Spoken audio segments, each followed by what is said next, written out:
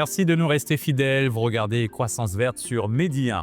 Aujourd'hui, nous vous emmenons à la découverte d'une initiative innovante en Côte d'Ivoire, la marche écologique, un concept qui conjugue sport et engagement à la protection de l'environnement. Cette démarche citoyenne en plein essor promeut un sport durable, la réduction des déchets, l'adoption de gestes éco-responsables ainsi que l'amélioration de la gestion des déchets urbains. L'équipe de Croissance Verte a suivi le temps d'une journée un coach sportif et plusieurs athlètes engagés venus apporter leur soutien à cette initiative inspirante. Un reportage édifiant à découvrir dans un instant. Et pour avoir un éclairage complémentaire sur ce sujet, nous recevons sur ce plateau M. Souleymane Sey. Vous êtes sportif, membre fondateur de Ville de Rufisque Basket Club, président de la section rufisquoise du REC, c'est le réseau des éco-citoyens du Sénégal. Vous êtes également l'initiateur de plusieurs activités environnementales, surtout dans le cadre de la lutte contre l'insalubrité à Rufisque, votre ville d'origine. Merci d'avoir accepté notre invitation. Merci à vous, Oscar. Et Monsieur Sey, on se retrouve sur ce plateau juste après notre reportage, direction la Côte d'Ivoire avec Noam Karsinkati, Fatou Cissé et Bachir Yazbodian. Alors que la Côte d'Ivoire subit de plein fouet les effets du changement climatique, ONG et associations locales innovent pour renforcer la résilience des communautés. Entre plantation de palétuviers et plaidoyer international, certains acteurs se démarquent par des approches plus innovantes, la conciliation de la santé physique à travers le sport et la santé environnementale. D'où l'initiative de ce coach sportif.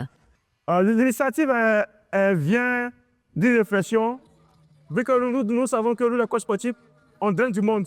Voilà, le sport donne du monde. Donc, on a voulu associer le sport à l'environnement pour mieux sensibiliser nos clients, nos athlètes, ainsi que la population, à pouvoir préserver son cadre de vie propre à travers les actions de salubrité, de sensibilisation.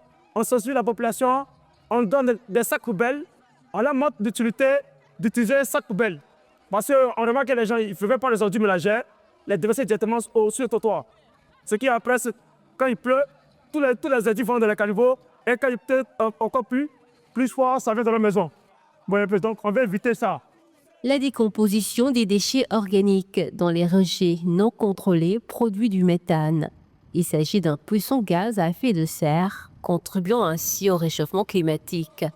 Cette marche, qui s'est déroulée dans la commune de Cocody à Abidjan, a pour objectif de sensibiliser, éduquer la population à l'utilisation des sacs-poubelles, aux bons gestes écologiques et au changement de mentalité sur la gestion des ordures ménagères.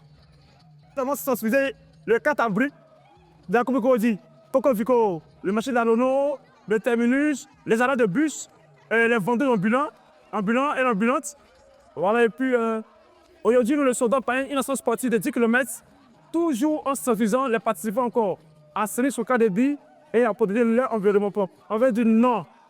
Un Ivoirien, un citoyen qui vit sur le sol ivoirien ne doit pas jeter d'ordures ménagères par terre. Avant la marche, vous avez eu la zone de fitness, voilà, pour permettre aux gens d'être un peu en joie, parce que la marche était un peu difficile, voilà, c'est pour les aider à être un peu en forme.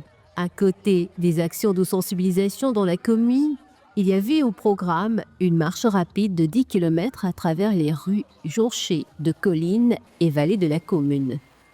Les activités encadrées par la police municipale et la brigade mobile de salubrité. Pour certains participants qui se disent satisfaits et heureux d'y participer. Il va falloir vraiment faire beaucoup de sensibilisation, voilà, autour de nous, parce que l'environnement, c'est pour tout le monde. Voilà. Si on le dégrade aujourd'hui, demain, qu'est-ce qu'on lègue à nos petits frères, qu'est-ce qu'on lègue à nos enfants? Donc à nous, notre niveau, ça sera de vraiment sensibiliser sur les comportements, sur les différentes habitudes que nous devons adopter. L'année passée, j'y étais et cette année encore, j'ai tenu à prendre part parce que cela fait du bien. On parle de sport, mais on n'a pas le temps. On n'a pas le temps d'aller dans les salles de sport pour faire le sport. Et cette activité, cette journée qui est dédiée au sport, est la bienvenue. Cela nous permet de déstresser, cela nous permet aussi de nous amuser et de faire du sport gratuitement, de raconter aussi d'autres personnes parce que, comme vous le voyez, nous sommes tous en groupe. Cela crée aussi une solidarité, cela crée aussi de nouvelles connaissances. c'est ma première édition et j'ai été visitée par mon ami. Je peux dire que, en fait, c'est une très belle initiative. Et en plus de marcher pour l'écologie et l'environnement, ça nous apporte également un grand bien, en fait. Donc, on transpire, on marche, on discute, on rit. C'est bénéfique pour tout le monde. Les dépôts sauvages d'ordures dans les quartiers, souvent proches des habitations, engendrent aussi une insalubrité chronique.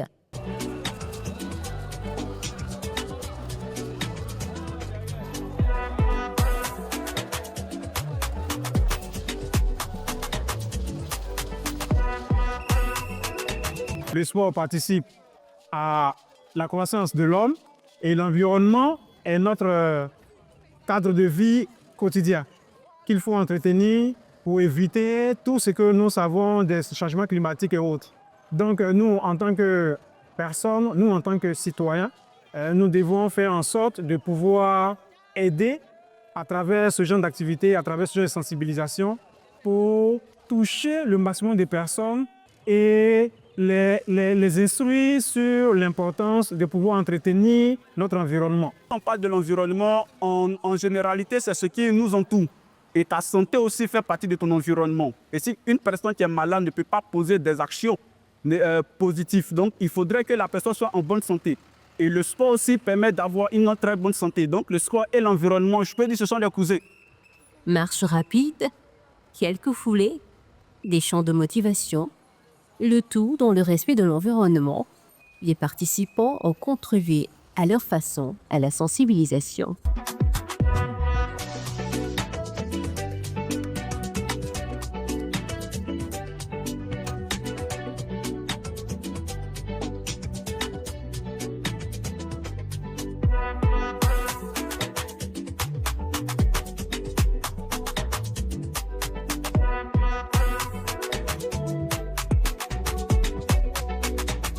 Cette initiative bénéficie principalement de soutien logistique, pédagogique et matériel de la municipalité. La pratique régulière d'une activité physique réduit de 20 à 30% le risque de décès prématuré et prévient de nombreuses maladies cardiovasculaires. Plus de 400 personnes comprenant plusieurs couches sociales ont participé à cette 5e édition. Pendant les 10 km, on a marché un peu. On a essayé d'échanger un peu. C'est un lieu d'échange et puis voilà, de connaissances. Ensuite, pour essayer de pallier un peu à la pollution. Parce que chaque matin, quand on se lève, c'est voiture. On va au travail, voiture. On arrive au bureau climatiseur et tout et tout. Donc, ça fait que tout ça, ça participe à la pollution. Donc aujourd'hui, on a pris cette initiative de marcher contre la pollution et puis voilà, pour essayer de revitaliser un peu nos poumons parce qu'on n'a pas l'habitude de marcher. Et puis voilà, ce parcours-là, 10 km, c'est un parcours qu'on fait tout le temps. Donc c'est un parcours voilà, qui nous a un peu revitalisé. L'année passée, je pense que nous étions à 250. Cette année, nous sommes à 400, 300-400, je pense bien. Nous avons eu des sportifs et des non-sportifs, des associations, surtout dans le nord, et des ouvriers dans le nord, voilà. Nous avons eu des scouts aussi. Nous avons eu des amis de sport. Ceux qui viennent des camps commandos et autres. La mauvaise gestion des déchets ménagers en Côte d'Ivoire provoque une pollution multiple pour le sol, l'eau et pour l'air, ce qui favorise la propagation de maladies, aggrave les inondations urbaines et participe au changement climatique, affectant gravement la santé publique et l'environnement. Pour préserver la santé humaine et la planète, chacun y va à sa façon, entre promouvoir un sport éco-responsable à bas carbone, améliorer la gestion des déchets ménagers afin de limiter leurs impacts négatifs sur l'environnement et la santé publique. Autant de solutions pour protéger son cadre de vie.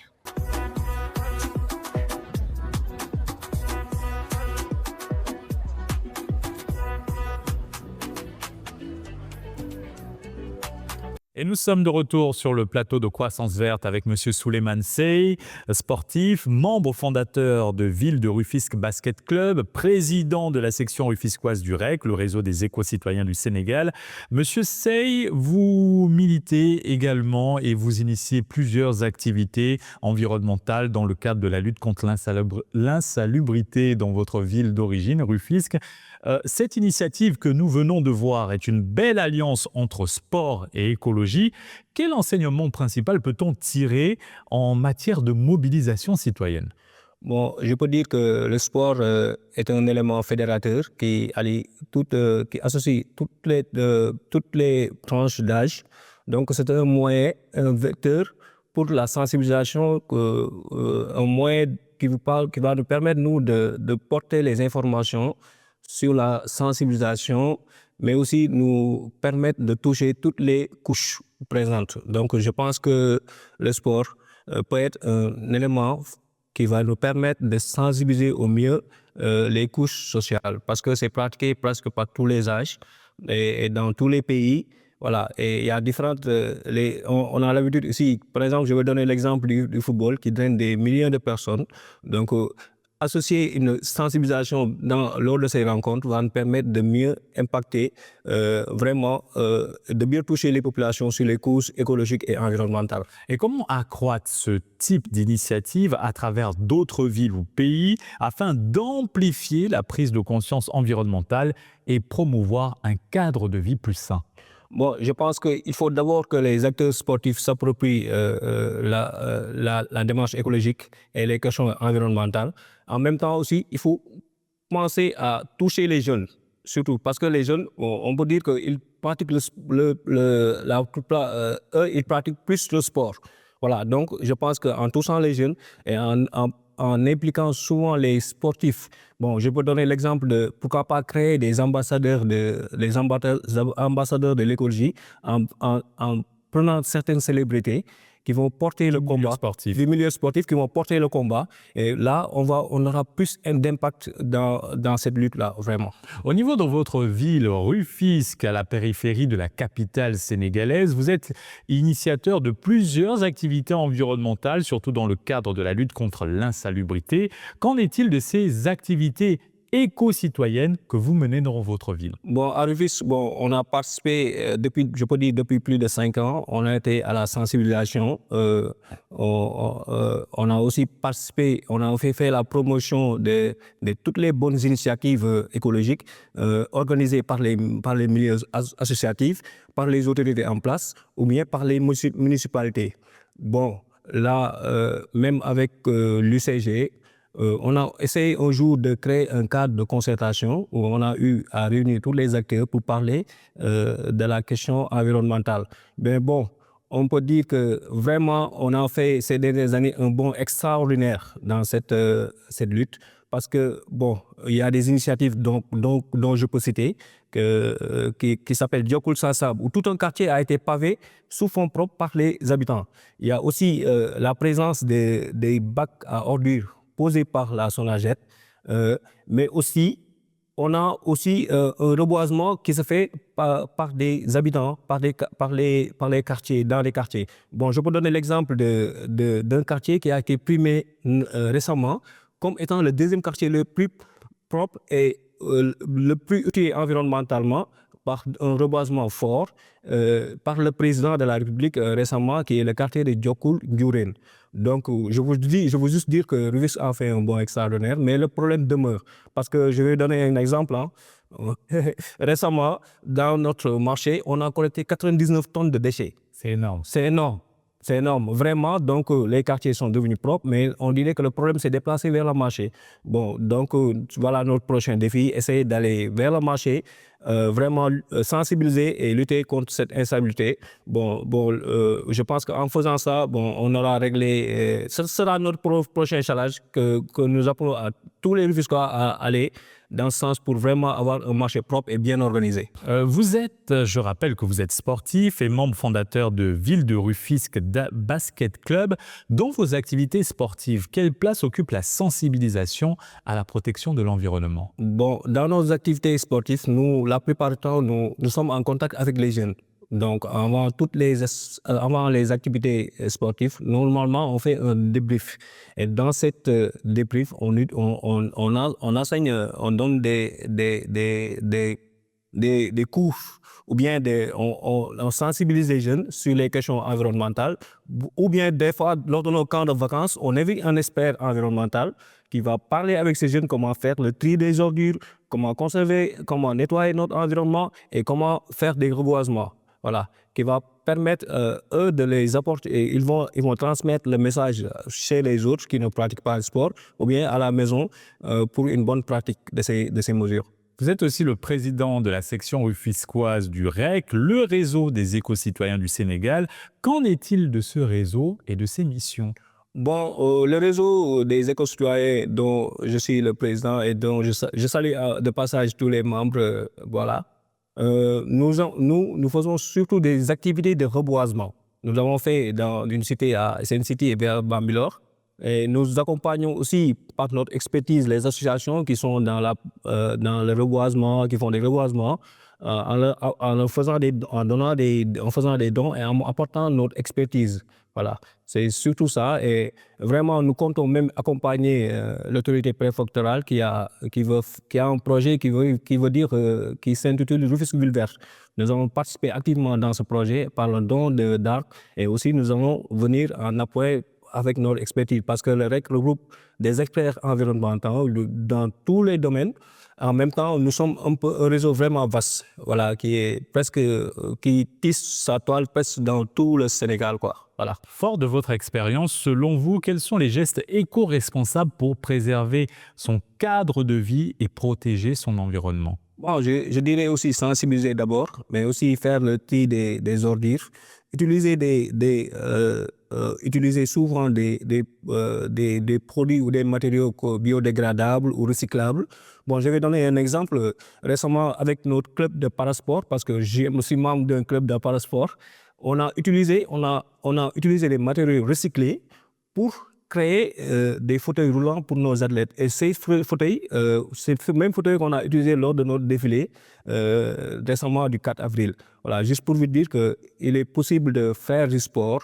En même temps, il est possible d'utiliser des produits recyclés ou bien qui durent longtemps dans le cadre du sport. Voilà. Et je dirais aussi qu'il faut éviter le gaspillage, surtout ça, parce qu'on est dans une période vraiment difficile. Donc, il faut utiliser vraiment des choses qu'on peut réutiliser ou bien qui sont vraiment utiles. En parlant de gaspillage, comment inciter aussi chacun à agir individuellement pour l'environnement dans une société dominée par la surconsommation? Bon, je dirais personnellement, que la vie est chère, hein, on est obligé de le faire. On est obligé de le faire. Bon, je pense que ça passe dans nos foyers, à l'école ou bien dans nos terrains. Il faut toujours parler avec les jeunes, surtout les éveiller parce que moi, je dis souvent, je travaille avec les jeunes parce que ce sont les futurs de demain. Donc, en impactant les jeunes, on a plus... on résout beaucoup de problèmes, quoi. Voilà. Vous parliez précédemment du marché de Rufisque, envahi par les déchets. La gestion des déchets urbains reste un défi majeur, notamment dans les grandes agglomérations. Quelles mesures citoyennes peuvent permettre de mieux répondre à cette problématique de gestion des déchets en milieu urbain? Bon, j'ai parlé de sensibilisation, mais aussi il y a le tri des déchets, parce que la plupart du temps, les déchets viennent de nos maisons. Et là, on mélange tout là-bas. Donc, il faut vraiment qu'on ait des programmes ou bien des initiatives qui peuvent vraiment permettre, donner des leçons de tri de déchets à nos ménagères, à nos mamans et à nos ménagères. Je donne aussi un exemple à Rufisque. Il y a une zone écologique communautaire que Nami a créée qui s'appelle Idrissa Thiaw. Là-bas, il regroupe tous les week-ends ou bien toutes les semaines, il y a une réunion entre les femmes et lui qui va les enseigner comment faire le tri des déchets. En même temps, il va les donner les bonnes pratiques écologiques et environnementales. Et aussi, il y a une sorte de calebasse où vraiment les jeunes, les femmes peuvent gagner un peu d'argent en recyclant les plastiques et en les vendant à des sociétés de la place. Donc, je pense que ces démarches-là peuvent vraiment permettre d'impacter vraiment contre la gestion de ces ordures, vraiment. C'est une forme de solidarité participative Ouais, exact. liée à la préservation de l'environnement et à l'éco-citoyenneté. Exactement. Selon vous, comment les collectivités locales et les autorités publiques peuvent-elles davantage soutenir les initiatives éco-citoyennes comme celles que vous menez à Rufisque? Bon, c'est un peu difficile des fois de parler avec les municipalités, mais bon, on a tenté plusieurs fois de réunir toutes les autorités. Bon, déjà, il y a l'ONAS qui gère l'assainissement, aussi il y a les DC des mairies-villes, qu'on a aussi les associations. Il faut créer un cadre de dialogue, déjà, où personne ne va attendre que l'autre fasse quelque chose. Nous devons créer une symbiose pour vraiment impacter dans cette lutte-là. Quand tout le monde part de son côté, on ne va rien résoudre. Donc, je pense que la première des choses est de faire une rencontre, de faire la synergie des forces. Mais en deuxième lieu, il y a des associations qui sont vraiment actifs dans le domaine environnemental, mais souvent il manque de moyens. Donc, je pense que les municipalités et les autorités donneraient plus de moyens à ces gens qui les accompagnent dans leur mission. Voilà, parce que c'est leur mission, c'est la mission des municipalités et des autorités de garantir un environnement sain. Donc, si vous voyez des associations qui peuvent vous aider, donc je pense qu'il faut les appeler pour faire ce travail, pour les aider, quoi. Je pense qu'il faut les appeler et les accompagner, quoi. Alors, revenons à cette alliance entre sport et écologie. Le sport est souvent perçu comme un vecteur de rassemblement. Vous l'avez dit, vous avez pris exemple sur les événements de football. Et peut-il aussi devenir un véritable levier d'éducation environnementale à grande échelle? Oui, à coup sûr, hein, à coup sûr. Bon, j'ai parlé de l'idée des ambassadeurs, mais nous, comme à Rufisque, on a souvent organisé des événements sportifs en plus des journées de nettoyage et tout ça. Je donne l'exemple d'un tournoi de beach volley et de beach volley et de foot de plage qu'on a organisé après avoir nettoyé une plage. Donc, et là, on a aussi appelé des gens, des experts qui nous ont permis à ces jeunes de connaître certaines pratiques environnementales. Voilà. Vous parlez beaucoup de la jeunesse. Comment davantage mobiliser les mouvements de jeunes dans les différents quartiers autour des causes environnementales à travers le sport? Bon, je pense que l'exemple qui me vient à l'esprit, c'est les Nawetan. Je pense que vous avez entendu parler des Nawetan, ce sont des compétitions populaires de vacances. De football, quartier, qui drainent des foules énormes, qui permettent à des quartiers de dépenser des millions pour des jeux de maillot ou bien des trophées donc, qui ne valent pas grand-chose. Bon, je pense que l'État doit plus mettre un peu ces volets institutionnels dans ces nawetan, le rendre plus professionnel. Et aussi, on oublie souvent l'aspect culturel et environnemental qui fait partie de ces compétitions qu'on néglige un peu au profit du foot. Donc, je pense que l'État doit mettre plus de pression aux organisateurs pour que ce volet soit plus... Alors, selon vous, on doit réformer les nawetan pour y insérer la protection de l'environnement et tout ce qui est lié à l'écologie. Exactement. Et normalement, c'est ce qu'on doit faire. Mais bon, le volet sportif prend souvent le dessus, quoi. Voilà. Et c'est vrai que ces événements drainent du monde, ouais, ils consomment beaucoup d'eau. Ouais, ensuite, on se retrouve avec des stades ou encore des rues jonchées de déchets. Exactement. Avec ce genre de mesures pourrait grandement améliorer la protection de l'environnement. Ouais. Pourquoi pas instaurer un prix et sensibiliser les gens aussi à la cause écologique. Oui, surtout pourquoi pas instaurer un prix afin de ça que le quartier qui a plus décoré et qui a fait plus d'aménagements, qui aura un prix aussi en dehors de l'aspect sportif. Ça serait une bonne idée aussi. Très bonne piste de réflexion. Encore merci pour cet éclairage, monsieur. Merci beaucoup, merci. Et c'est ainsi que s'achève cette émission. Très bonne suite des programmes sur Midi 1.